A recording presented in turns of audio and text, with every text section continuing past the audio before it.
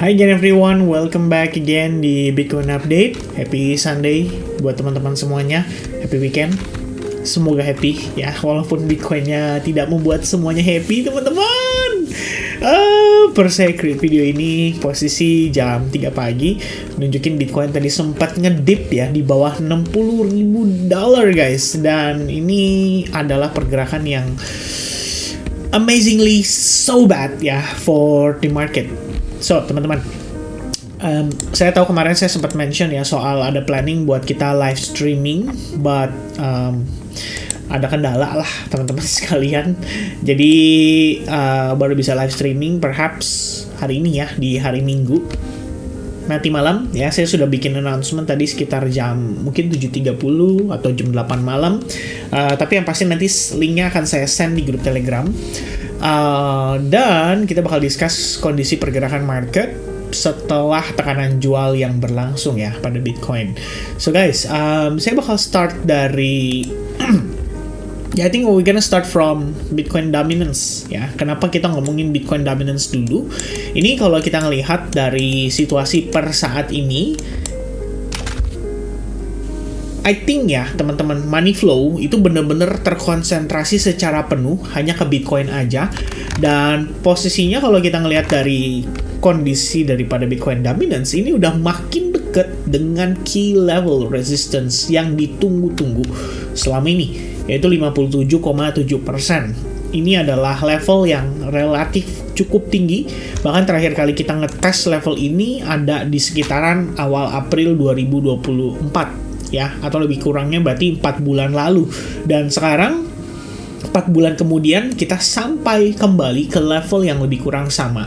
Kenaikan masih bersifat terbatas, tapi sangat mungkin untuk Bitcoin dominance masih bisa naik lebih tinggi lagi atau mungkin nge-spike di atas level itu. Yang perlu kita pahami adalah mengingat situasi biasanya pada saat bull run dimulai, market itu terkonsentrasi pada Bitcoin, bukan pada altcoins-nya. Di awal ya, at least stage pertama Bitcoin rally terlebih dahulu, kemudian baru disusul oleh big cap, jadi Ethereum mungkin, Solana, BNB, perhaps ya, yang gede-gede itu baru akan menyusul pergerakan daripada Bitcoin, baru kemudian pada akhirnya medium cap, low cap itu bakal kebagian money flow ya. Seberapa besar? Well, saya nggak tahu ya, karena berbeda dengan situasi 2020-2021. 2020 itu karena pandemi, suntikan duitnya lagi kenceng. Jadi kalau saat ini data terakhir kita menemukan bahwa kondisi di Amerika Serikat dari segi pengangguran udah nggak begitu bagus. Jadi ini adalah resiko yang sekiranya akan dihadapi oleh pasar. Dan karena kekhawatiran akan resesi, saya rasa ya, jadinya udah ada sell off, bahkan terjadi pada retail ya, dimana pergerakan weekend ini juga masih terus dalam tekanan jual, right? Ini masih berlangsung teman-teman sekalian. Kalau lihat dari Bitcoin dominance, pada intinya selling pressure on altcoins itu masih bisa terjadi. Dan bahkan teman-teman sekalian ya, worst case lah kalau kita bilang, maybe another 10-20% ya dari harga-harga yang mungkin saat ini teman-teman punya koin-koin kesayangan kalian probably masih bisa lebih rendah lagi ya. Mungkin kalau altcoins I don't know ya, besok mungkin ya di live streaming kita bisa bahas sedikit. Tapi di live streaming saya lebih prefer untuk mempersiapkan teman-teman sih dalam tanda kutip dari segi gambaran besar ya, bigger perspective. Kemudian kita akan ngomongin juga untuk kondisi-kondisi yang ada ya, yang bisa mempengaruhi Bitcoin gitu. Dari Mt. Gox, kemudian Genesis, kemudian saat ini ya yang lagi hot juga adalah meningkatnya tensi geopolitikal terhadap Iran dan Israel, dan masih banyak lagi teman-teman ya. Ini bakal seru untuk dibahas dan bisa jadi pertimbangan kita juga untuk maybe a bit playing defensive is not a bad idea at this condition, karena market juga lagi mencerna kira-kira reaction pasar akan seperti apa, seberapa eksplosifnya ya. Ini kita dalam proses mencerna teman-teman, dan ini gak gampang untuk dicerna secara langsung, dalam arti kayak kita nih para retail ya, kita pengennya lah pasti action gitu kan, pengennya cuan, pengennya rally. Tapi ternyata market gak semudah itu kan. Kita tahu istilahnya recently ada counterparty orang bilang katanya ya ketika rata-rata semua bullish, dikeluarkanlah isu negatif, dapatlah resesi ini supaya para pelaku pasar panic selling. Ada yang berspekulasi seperti itu, which means any dip atau any biggest correction yang saat ini sedang berlangsung mungkin untuk bulan Agustus ini bisa jadi the final dip for Bitcoin next rally ya.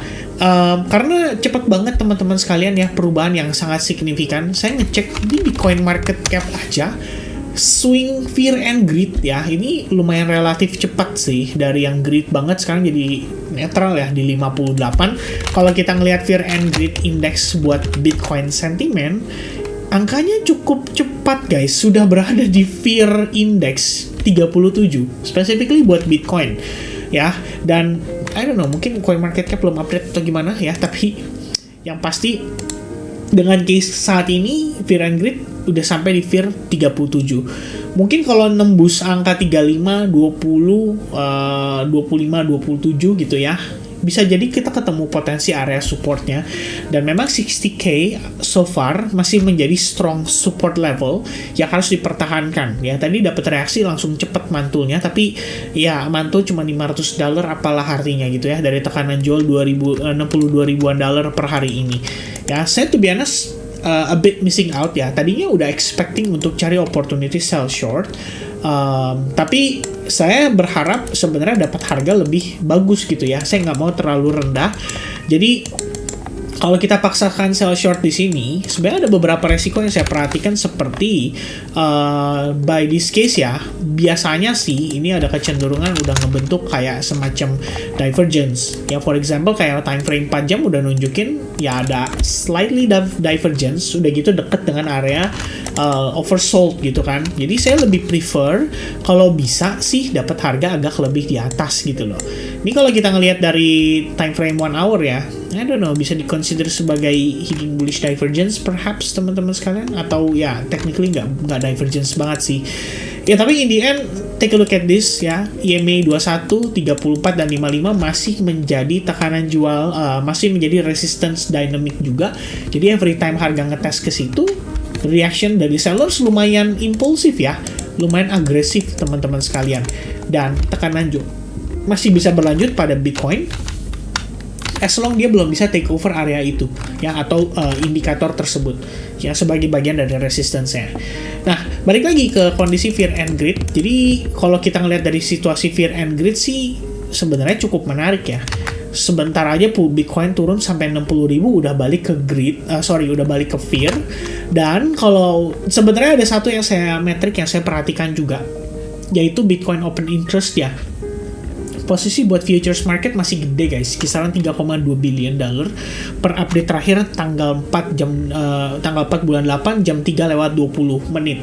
Ini tuh masih signifikan. Dan biasanya kalau kita pengen lihat market cooling down, open interest itu harus di wipe out dulu supaya market bisa back to neutral. Nah, di momen itu baru istilahnya market bisa decide where is the next direction. Dan ya kira-kira seperti itu teman-teman ya. Intinya harus ada korban lah dengan kondisi kayak gini. Dan kalau turunnya pelan-pelan, gak gampang nyari korban. Kenapa? Karena untuk sebuah kondisi katalis besar yang membuat market mengalami likuidasi, wipeout, ini harus berlangsung dengan kondisi yang relatif impulsif ya. Jadi kayak set-set dibanting gitu, cepat recovery-nya. Nah, kayak gitu aja tuh udah cukup gitu loh untuk bikin market super fear, untuk bikin market panic selling, and in the end di situ ada perubahan perpindahan uang yang mungkin akan sangat terasa teman-teman sekalian. Dan ini kondisinya per saat ini enggak. Kita cuma ngelihat tekanan jual terjadi dalam tahap yang cenderung relatif slow, chill, pelan-pelan. Tapi yang begini yang sakit ya, ibarat sakit tapi tak berdarah teman-teman ya. Nah, dengan kondisi terakhir, data terakhir kita dapat info dari Foresight ya di sini. Kalau BlackRock masih beli loh, dia masih akumulasi. Ya, dan menariknya saya ngecek nih untuk posisi BlackRock saat ini posisi dia floating sekitar 970 juta dolar. Sekarang udah jadi 822 juta dolar ya, karena udah sempet rebound tipis banget ya, tipis aja. Itu selisihnya 100 juta dolar guys. Ini udah sampai hampir 1 miliar dolar. Dan terakhir saya ngecek BlackRock punya average price atau average cost dia belanja ya, itu di kisaran 63.000. Kalau kita lihat lagi guys, ingat BlackRock itu pernah belanja 526,7 juta pada tanggal 22 Juli. And if you guys take a look, 22 Juli itu posisi kita di mana? Jawabannya di sini guys. 22 Juli. Nah, BlackRock belanjanya besar di situ ya. Entah di harga 67.000, 66.000 atau bahkan 65.000 sekalipun, intinya dia belanja banyak di situ, 500 juta dolar. Dan sekarang floating dia.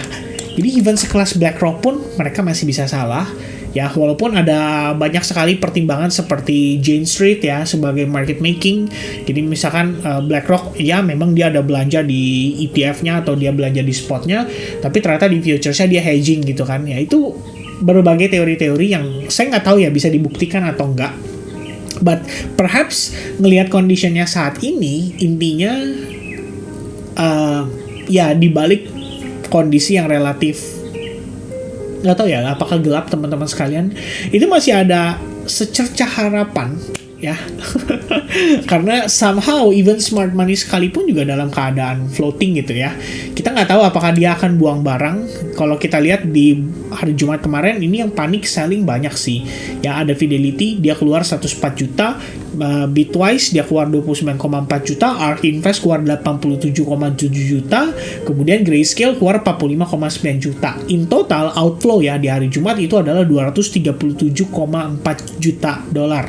Nah, kemarin ada yang nanya ke saya, kok ini BTC apaan? BTC itu adalah mini trustnya punya si Grayscale guys. Grayscale ngeluarin produk baru dengan fee lebih murah, 1,5% jadi 0,15%. Jadi sebetulnya dia juga masih mau narik customer ya. Jadi buangan di Grayscale Bitcoin Trust kayaknya bakal berpindah ke Grayscale Mini Trust ETF-nya ya. Dan hari Kamis ya, itu inflow-nya 191,1 juta dolar.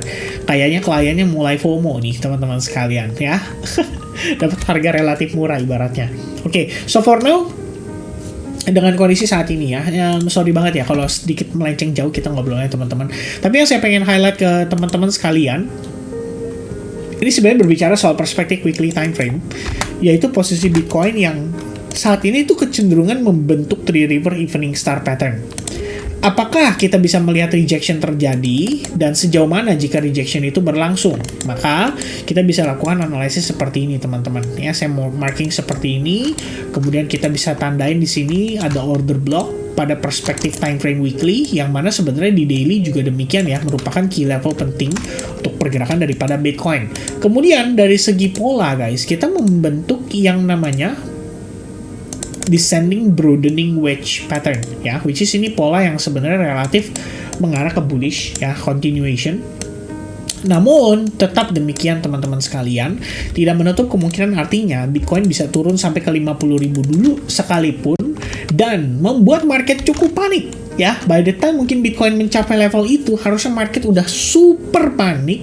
Market akan berpikir bahwa this is the end of the bull cycle, everybody gonna be in a state dimana kita bisa bilang extremely fear, panic selling across the board, across the world ya teman-teman sekalian. Dan ternyata disitulah market mungkin bisa dapat reactionnya ya. Ini worst case scenario yang ibaratnya kalau kita kumpulin fat-fatnya semuanya jadi satu.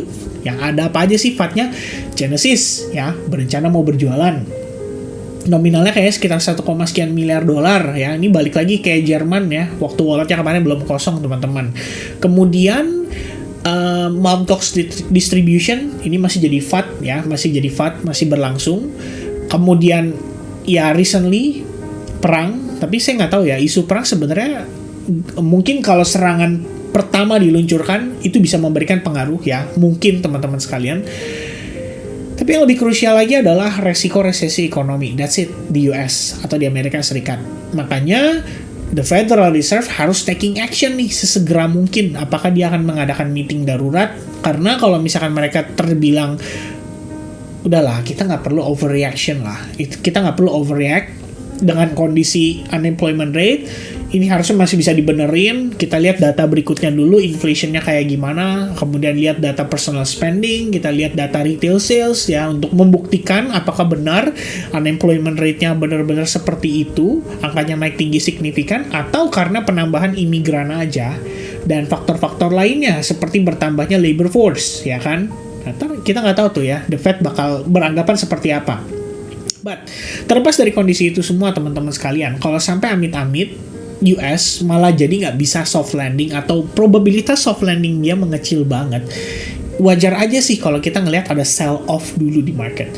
After sell off-nya terjadi, the Federal Reserve terpaksa mengambil kebijakan untuk mendukung likuiditas di market. Dari situ baru pelan-pelan mungkin ya ada potensi market bisa balik naik lagi. Ya, yang perlu di take note teman-teman sekalian, ini tuh adalah kondisi yang I think ya, kondisi yang relatif sama dengan pergerakan pada summer holiday during 2023. Ya, kalau kita ngelihat overall-nya, intinya dia konsolidasi. Dan memang Bitcoin tuh selalu seperti itu. Coba teman-teman perhatikan, Bitcoin rally, konsolidasi. Bitcoin rally, konsolidasi. Ya, konsolidasi, Bitcoin rally, konsolidasi. Bitcoin rally, dan sekarang konsolidasi. Ya, this is exactly the same dengan kondisi-kondisi yang udah terjadi berkali-kali. Ya, like this for example, rally, konsolidasi, pullback, konsolidasi, and then rally. Ya, sebelum dia reversal juga sama, konsolidasi dulu. Oke, turun, konsolidasi, naik, pullback tipis, naik, kemudian pullback, konsolidasi, masuk ke bear market.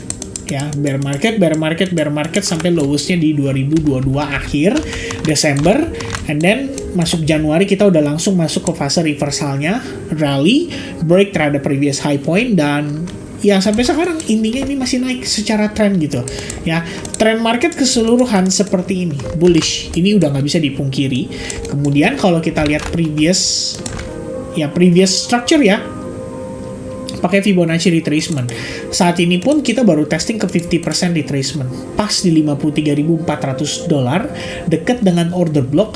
Habis itu sekitar 3-4 minggu lalu ya dapat reaction dari level itu. Dan kita kepantul deh naik ya sampai testing ke $70.000 lagi. Dan at the same level sebenarnya terdapat trendline ya. Kalau kita bisa marking seperti ini lebih kurangnya kita anggap sebagai trendline. We have a rejection here, rejection here, dan per minggu ini kita kelihatannya akan closing dalam keadaan three river evening star pattern. Makanya tadi saya sampaikan ke teman-teman juga, well, if you see any opportunity in the alts maybe, yang bisa kalian lakukan sell shorting berdasarkan mungkin ya, dia punya setup, dia punya trend, dia punya market structure, saya pikir bisa diikutin sih teman-teman, bisa di follow up. Karena tekanan jual mungkin masih bisa berlanjut dengan kondisi seperti ini. Dan if, let's say, Bitcoin having a pullback sekalipun, saya merasa bahwa pullbacknya ini bisa aja sekedar untuk B-wave-nya ya. Jadi ini masih sejalan banget dengan previous analysis yang saya share ke teman-teman, which is kayak gini, 1, 2, 3 ya, di sini sorry ya, ini 1, 2 finish, kemudian 1 wait a minute ya, 1, 2, kemudian 3, 4 dan 5 finish. Kemudian harusnya di sini termasuk dalam 4 ya, karena di sini dia naik korektif bentuk rising wedge doang. Habis itu last time finishing ya, harusnya ini termasuk untuk 5. Nah, maksud dari keseluruhan angka ini adalah ABC zigzag ya. Ya lihatnya sih sekilas kayak gini. Nih, kalau case untuk ABC zigzag, A wave-nya itu 5 wave, naiknya 3 wave. Jadi kalau misalkan bener valid teman-teman ya, B wave-nya itu harus cepet. 1, 2, 3 finish. Habis itu I don't know, maybe ya. Kalau kita marking tuh sebenarnya di area ini adalah the recent highest point pada time frame 4 jam. Maybe that level.